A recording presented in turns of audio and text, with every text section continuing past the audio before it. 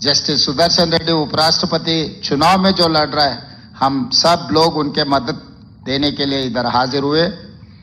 आज देश में बार बार आए थे राष्ट्रपति उपराष्ट्रपति चुनाव, मगर इस मौके पे ये एक अलग समय है, क्योंकि जो प्रधानमंत्री के होदा, गृह मंत्री के होदा पे संविधान को बदलने के लिए, आरक्षण हटाने के लिए जो कोशिश चल रहा है, वो रोकने के लिए, संविधान को बचाने के लिए, आरक्षण बढ़ाने के लिए आज देश में NDA alliance versus India alliance.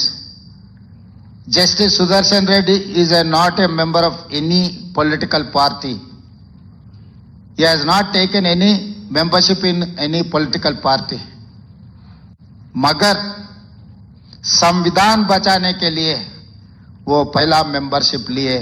इस देश में डॉक्टर बाबा साहेब अम्बेडकर जी ने जो संविधान दिए, वो संविधान बचाने के लिए पहला मेंबरशिप जस्टिस सुदर्शन रेड्डी जी ने लिए। आज इसीलिए हम सब लोग मिलकर जस्टिस सुदर्शन रेड्डी जीत में शामिल होना है।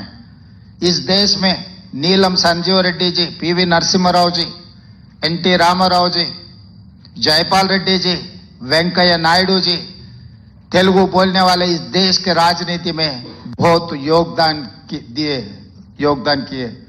आज जस्टिस सुदर्शन रेड्डी जी का भी इस चुनाव जीत में इस देश का जो राजनीति का नक्शा बदलने वाले हैं। इस देश में वोट चोरी से चुनाव जीतने वाले कुछ लोग हैं, तो 18 साल को वोट देकर नौजवान इस देश का एमएलए एमपी को इस देश प्रधानमंत्री मुख्यमंत्री को चुनाव करने के लिए मौका दिया हुआ है राजीव गांधी जी ने।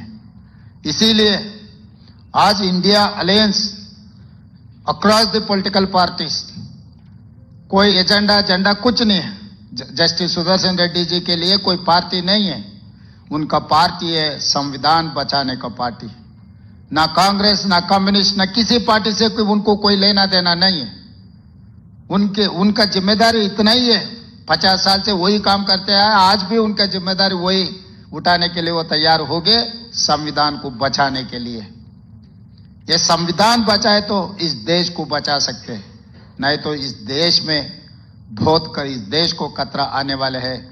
ये क्योंकि गृह मंत्री अमित शाह जी ने सुप्रीम कोर्ट जस्टिस को पकड़कर, आप एक naxalite, Naxalism is one philosophy, it is not any individual.